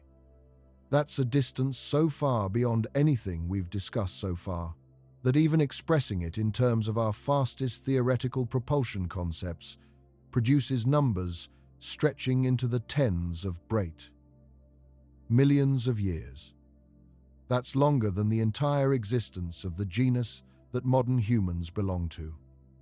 Astronomers currently estimate the observable universe contains somewhere in the range of 2 trillion galaxies. Each one contains anywhere from millions to hundreds of billions of individual stars. All of it is scattered across a universe that has been expanding for roughly 13,800,000,000 years, since the event we call the Big Bang. 1 light-year already requires timescales longer than recorded human civilization, using our fastest real spacecraft. It requires years of continuous travel, even using our most optimistic theoretical propulsion concepts. So the true scale of the observable universe becomes almost impossible to hold in perspective at all. We are, in a very real sense, profoundly local creatures. We're confined not just to our own planet, but effectively to our own solar system, at least for the foreseeable future of our technological development. Here's a detail that surprises a lot of people when they first hear it, and it directly touches on the distance we've spent this whole video discussing. As far as astronomers currently know, there is no confirmed star, planet, or other major object located within 1 light-year of our Sun. Nothing, other than the objects belonging to our own solar system, including that distant, sparse edge of the Oort cloud we mentioned earlier. The nearest confirmed star system, Alpha Centauri, sits over 4 times farther away than the distance we've been exploring here. That said, astronomers can't completely rule out the possibility of something small, dim, and previously undetected lurking closer than that. Objects called rogue planets, worlds that formed around a star and were later ejected by gravitational interactions, can be extraordinarily faint and difficult to detect, even relatively close by. So can brown dwarfs, failed stars too small to sustain the kind of fusion that powers a true star. Surveys using infrared telescopes have searched for exactly this kind of hidden nearby object for years, without finding any confirmed candidate within 1 light-year. The search continues, though, and the outer reaches of our galactic neighborhood remain less thoroughly mapped than most people assume. For now, though, the honest answer is that 1 light-year of travel in any direction from our Sun would take a spacecraft through a whole lot of nothing. An increasingly sparse scattering of icy debris, thinning out into the genuine emptiness of interstellar space, without reaching another star system at all. This is part of why so much of modern astronomy focuses on studying distant stars and planets from right here at home, rather than waiting for a spacecraft capable of visiting them directly. Space telescopes like the James Webb Space Telescope and earlier missions like the Kepler and TESS observatories have identified thousands of confirmed planets orbiting other stars. Most of them sit dozens, hundreds, or thousands of light-years away, studied entirely through the light that reaches our instruments here, on or near Earth. These telescopes can measure a planet's size, estimate its temperature, and in some cases even analyze the chemical composition of its atmosphere, all without a single spacecraft ever leaving our own solar system. The technique typically involves watching a planet pass in front of its host star from our vantage point on Earth. Scientists analyze how the star's light changes as it filters through the thin sliver of that planet's atmosphere on the way to our telescopes. That method has already revealed the presence of water vapor, carbon dioxide, and other molecules in the atmospheres of planets many trillions of miles away. It's a genuinely remarkable achievement, extracting detailed information about worlds so distant that even our fastest theoretical propulsion concepts would need many thousands of years just to reach the nearest of them. But there's a meaningful difference between studying a world through light that took years or centuries to reach us and actually sending something there directly. That difference is exactly what makes the propulsion question we've spent this whole video exploring so significant, even for a distance as comparatively modest as a single light year. Every star you've ever looked at in the night sky, every point of light scattered across the darkness, sits at a distance that dwarfs the challenge we've spent this entire video exploring. It's a reminder of just how vast the gap remains between where our engineering currently stands and where our curiosity keeps pointing us. We've covered the sheer difficulty of radiation, isolation, resource management, and the risk posed by even a single grain of dust at high speed. Given all of that, there's one question mission planners take very seriously. Why send a human crew at all, when an unmanned probe could make the same journey without any of these survival concerns? There's real merit to this argument, and it's part of why concepts like Breakthrough Starshot focus specifically on tiny unmanned probes rather than crewed vessels. A probe doesn't need food, water, breathable air, radiation shielding thick enough to protect a fragile human body, or any of the psychological support systems a long-duration crew would require. A probe can be built dramatically lighter, accelerated dramatically faster, and risked without any question of loss of life if something goes wrong along the way. For pure scientific data collection, gathering close-up measurements of whatever lies at the far end of a light-year journey, an unmanned probe is almost certainly the more practical near-term approach. It's the approach every serious current proposal is actually built around. The case for sending humans specifically is less about efficiency and more about something harder to quantify. It's the desire to actually be there, to experience a place directly rather than only through instruments and data streams relayed back over the course of a year. Many people working in this field believe that human presence carries a kind of significance that no probe, however sophisticated, can fully replace. Whether that belief justifies the enormous additional cost, risk, and complexity of a crewed mission remains a genuinely open question, one that will likely be debated for decades before any serious crewed interstellar mission is ever actually attempted.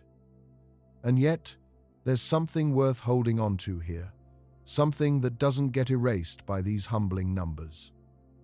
A single light year, once considered by earlier generations to be an almost mythical, unreachable distance, has now been meaningfully addressed by real engineering concepts. We're not simply throwing up our hands and declaring it impossible. we have real proposals tested in small-scale experiments.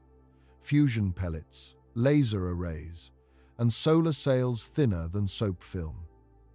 They all point toward genuine paths forward, even if those paths remain difficult, expensive, and decades or centuries from actual implementation. The Parker Solar Probe, moving faster than any object humans have ever built, was itself unimaginable technology only a century ago. Voyager 1, still transmitting data from interstellar space after nearly 5 decades of continuous operation, represents a level of engineering endurance that would have seemed like fantasy to the earliest rocket scientists. Voyager 1 also carries a golden record bolted to its side, containing recordings of sounds and images from Earth, greetings recorded in dozens of languages, and music selected to represent something of what it means to be human. It was never expected to be found or heard by anyone, human or otherwise, certainly not within any time frame relevant to the people who built it. At Voyager's current speed, it would take that spacecraft roughly 17,600 years just to cover the single light year we've been discussing, and many tens of thousands of years beyond that before it passes anywhere near another star system at all. And yet, the record is there anyway, a message sent outward with no expectation of an answer, a small act of hope embedded in a piece of engineering hardware, drifting through the same kind of vast, empty distance we've spent this entire video trying to put into perspective. It's a fitting symbol for our topic. It captures something true about the entire project of interstellar exploration.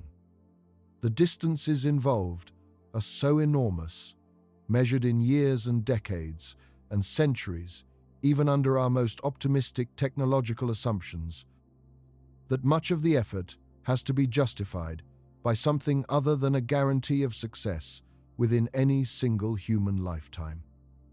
Progress in propulsion technology has been slow and incremental, but it has been steady, and there is no fundamental law of physics that says a light year, or even many light years, must remain forever beyond our reach. What stands between us and that first successful journey isn't some impossible barrier written into the fabric of the universe. It's engineering, funding, political will, and time. Those are the same obstacles that have stood between humanity and every great achievement in our history, from crossing oceans in wooden ships to walking on the surface of the moon. Funding in particular deserves a moment of honest attention. The propulsion concepts we've discussed aren't primarily held back by a lack of good ideas.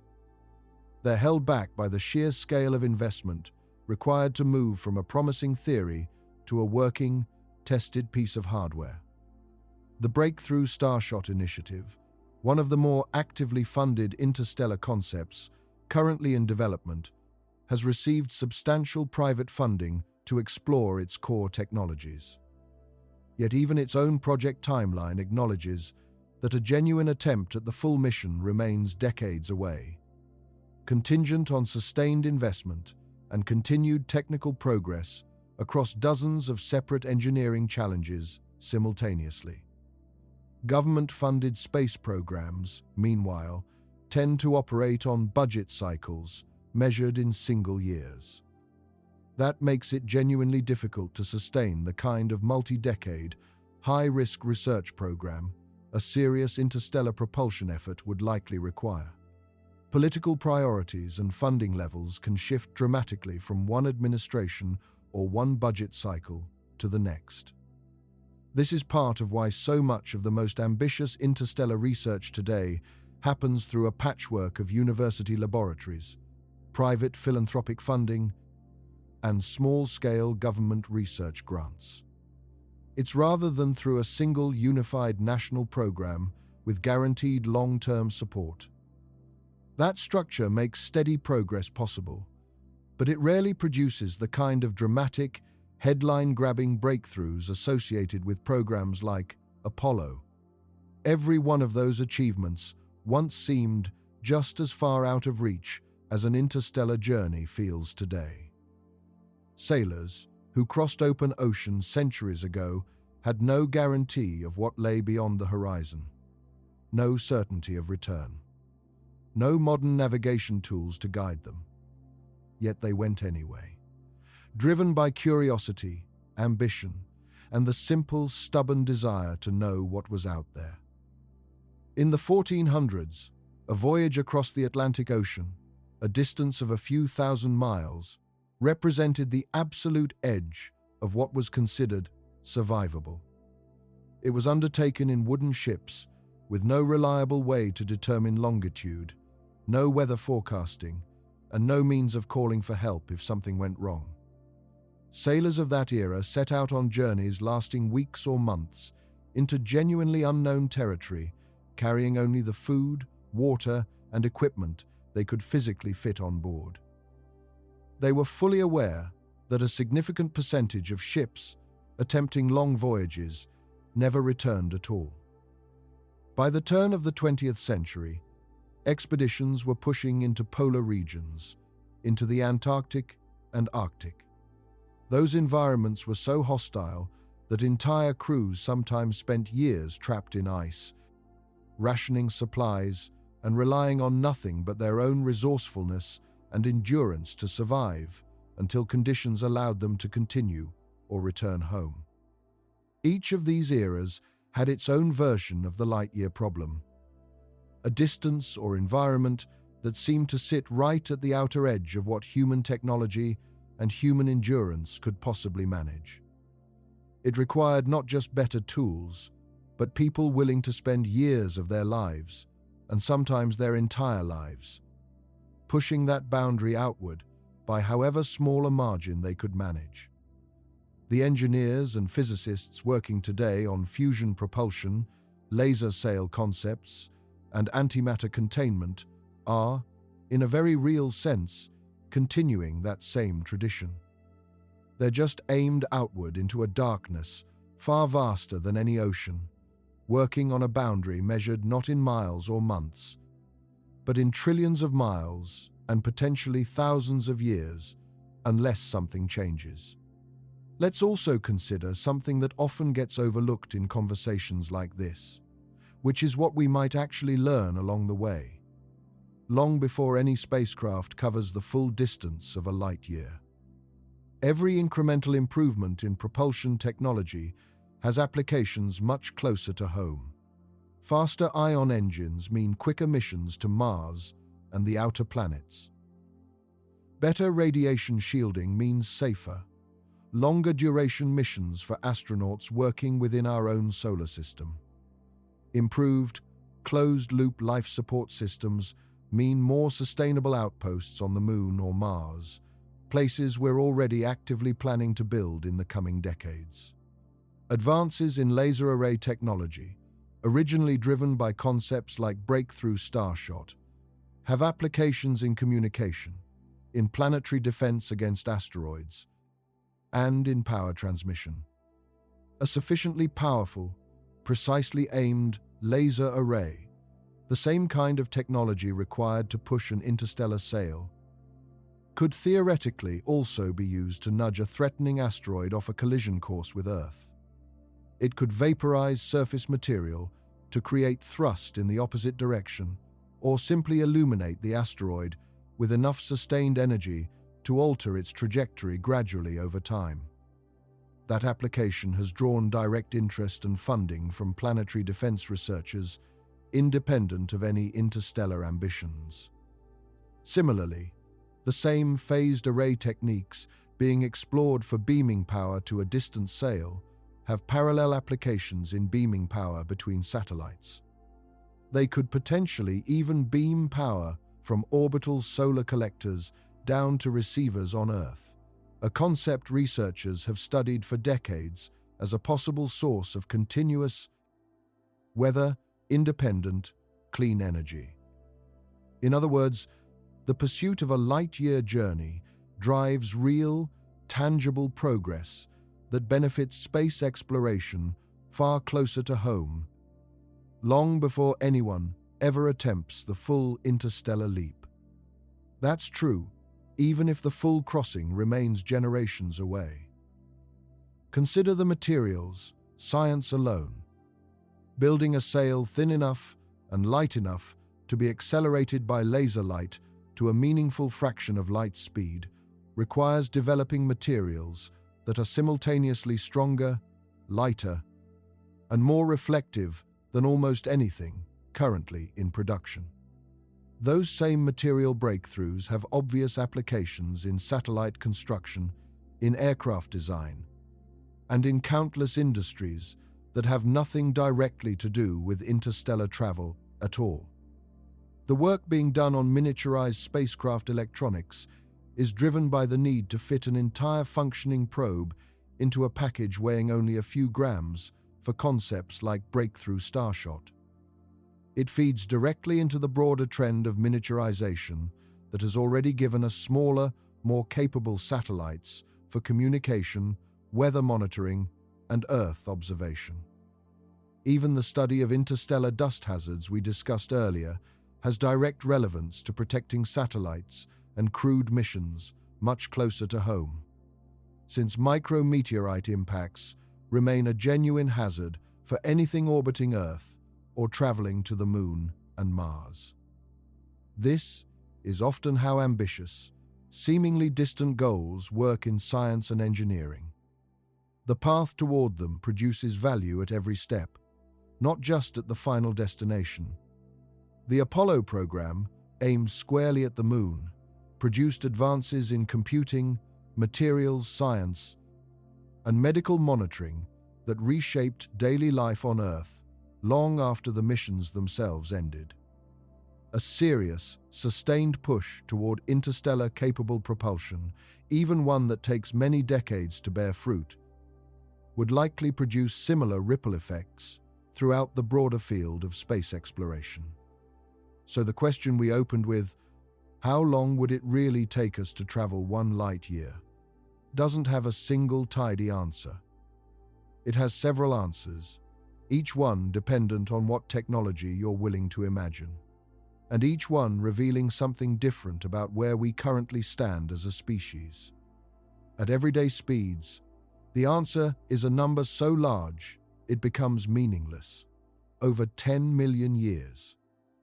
At the speed of our fastest real spacecraft, the answer is still longer than the entire span of recorded human history, somewhere between 1,000 and 25,000 years. At the edge of speculative but grounded physics, using concepts like nuclear pulse propulsion or fusion drives, the answer shrinks to somewhere between 8 and 20 years. A timescale that starts to resemble something a determined crew might actually attempt. At the frontier of near-term testable technology, using laser-driven sails, the answer for a tiny probe drops to about 5 years, the most encouraging figure in this entire exploration. And if we ever manage to build something capable of approaching a significant fraction of light speed, relativity itself would step in and shorten the experience for the travelers.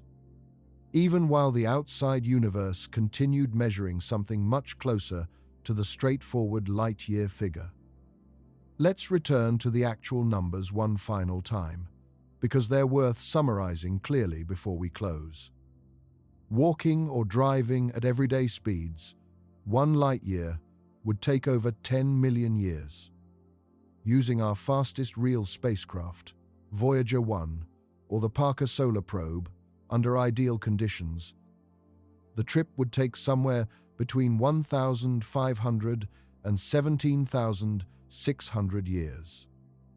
Using theoretical nuclear pulse propulsion, similar to the concept explored under Project Orion, the journey might be completed in around 20 years. Using theoretical fusion propulsion, similar to the concept explored under Project Daedalus, the journey might take around 8 years. Using a laser-driven solar sail, similar to the concept explored under Breakthrough Starshot. An unmanned probe, weighing only a few grams, might make the crossing in about 5 years. And if we ever develop propulsion capable of reaching a significant fraction of light speed, relativistic time dilation changes the equation. The crew aboard that vessel could experience the passage of considerably less time than an outside observer watching from Earth, even while the external universe still measures something close to the straightforward light-year figure. None of these numbers describe a quick trip. None of them describe something achievable with current technology, sitting ready to launch tomorrow. But all of them describe something genuinely different from science fiction, fantasy. They describe real physics, real engineering concepts. In some cases, technology that has already been tested in small-scale form right now, in laboratories and small demonstration missions here on Earth and in orbit around it. The gap between where we stand today and a genuine light-year journey isn't a gap of impossibility.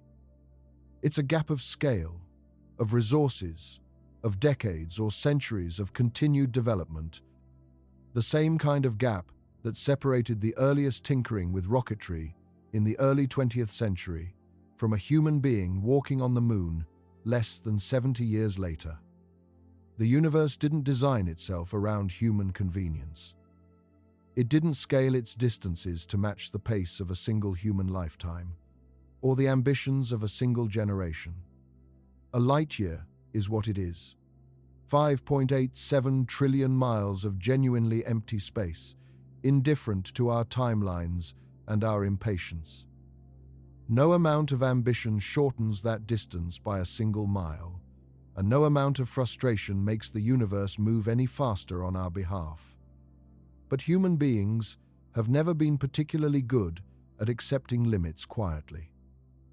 Every generation that came before us looked at some horizon. An ocean, a mountain range, the upper atmosphere, the surface of the moon, and found a way, eventually, to cross it. The distance of 1 light year sits out there right now, exactly as it always has, unmoved by our curiosity, unmoved by our engineering, simply existing as a fact of the universe we happen to occupy. But somewhere, right now, physicists are refining fusion concepts. Engineers are testing laser arrays a little more powerful than the ones that came before. And researchers are pushing solar sail materials a little thinner and a little stronger with each new prototype. None of these efforts will get anyone to even 1 light year next year, or next decade, or possibly even within most of our own lifetimes. But they represent the same slow, patient, stubborn progress that has carried our species from watching the stars in wonder to actually reaching toward them with real machines. 1 light year remains, for now, a distance measured not in miles alone. It's measured in decades of ambition, centuries of incremental progress, and generations of people willing to work on a problem they may never personally see solved. That's not a discouraging thought. It's simply an honest one. And it says something meaningful about who we are, as a species, that we would spend so much time, effort, and imagination on a distance we can't yet cross, simply because the question of what's out there refuses to leave us alone. Think about the people involved in every concept we discussed. The physicists who spent careers refining fusion reactor designs they knew wouldn't reach completion in their working lifetimes. The engineers who calculated laser array specifications for a mission that, even under the most optimistic timeline, wouldn't launch for decades. The scientists who continue searching, patiently, methodically, for any sign of an object hiding closer to us than Alpha Centauri. They're fully aware that most searches like this turn up nothing at all, and they choose to keep looking anyway. None of them will personally stand on the deck of a spacecraft, crossing a full light year of open space. Most of them know that going in, and choose to do the work regardless, because they understand something that's easy to lose sight of in the day-to-day details of budgets, equations, and engineering constraints. Progress toward a goal this large doesn't belong to any single person or any single generation. It belongs to the whole chain of people who contribute a piece of the puzzle, hand it forward, and trust that someone further down that chain will eventually carry it the rest of the way. That's true of most of the achievements we now take for granted. The people who first theorized about heavier-than-air flight in the 1800s never saw a commercial airliner cross an ocean. The scientists who first described the basic principles behind rocketry in the early 1900s never personally watched a human being walk on the surface of the moon. They did the work anyway, because the work itself, the small, incremental act of pushing a boundary outward by however little, mattered to them independent of whether they'd live to see the final result.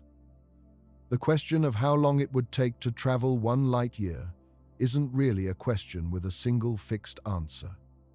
The honest answer keeps changing, year after year, as propulsion technology inches forward, as materials get lighter and stronger, and as our understanding of fusion, radiation shielding, and closed-loop life support systems continues to improve. 50 years ago, the idea of a laser array capable of accelerating a probe to 20% of light speed would have sounded like pure fantasy. A number pulled from a work of fiction rather than a peer-reviewed engineering study. Today, it's a funded area of serious scientific research, with working prototypes of individual components already being tested in laboratories. 50 years from now, some of the most speculative ideas we've covered may have moved from theoretical concept to demonstrated technology in exactly the same way.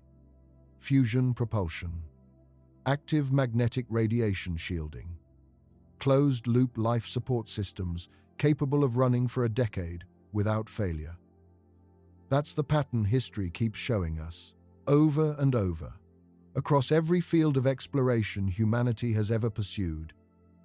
And there's no obvious reason to think interstellar travel will be the exception. There's a particular kind of patience required for this sort of work, one that doesn't always get enough credit in a world that tends to celebrate immediate results. Consider how differently we tend to talk about a mission like Apollo, with its dramatic 8-year span from announcement to landing. Compare that to something like a fusion propulsion program, which might require 70, 80, or 100 years of steady, unglamorous refinement before it ever produces a working engine. Apollo captured public imagination precisely because it fit within a single, exciting decade. A timeline short enough for a person to watch unfold from beginning to end and feel personally connected to every milestone along the way. A light-year mission, under any of the propulsion concepts we've discussed, doesn't offer that same tidy narrative arc. It's closer to the multi-generational cathedral building projects of medieval Europe. Architects laid foundations for structures they knew wouldn't be completed until long after their own working lives had ended. They trusted that later generations would carry the project forward, using tools and techniques that hadn't even been invented yet when the first stones were laid. That kind of patient, generational commitment is harder to sustain, harder to fund, and harder to celebrate in the moment. But it's exactly the kind of commitment a genuine interstellar propulsion program requires. One small, unglamorous, decades-long increment of progress at a time. The people who eventually worshipped inside those finished cathedrals, centuries after construction began, rarely knew the names of the original architects who drew up the first plans. And yet, the building stood anyway. It was a testament to work whose value didn't depend on the builders receiving credit, or even living to see the roof completed. Interstellar propulsion research carries a similar quality. It's a body of work being carried out today by people who understand, going in, that the finished result, a spacecraft genuinely capable of crossing a full light year within a human lifetime, likely belongs to a generation not yet born. Maybe that's the most honest way to end this exploration. Not with a triumphant countdown to launch, because that countdown hasn't happened yet, and by any realistic estimate, it won't happen for a very long time. But with an honest appreciation for just how far 5.87 trillion miles actually is.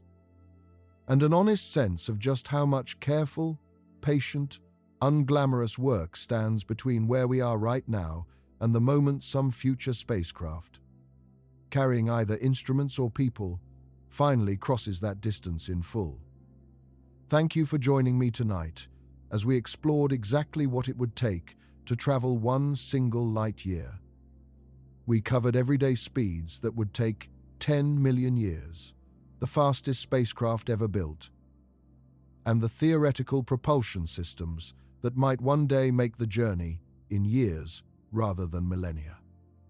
If this exploration gave you a new sense of scale or made you think differently about the distances separating us from the rest of the universe, please take a moment to like this video and subscribe to the channel.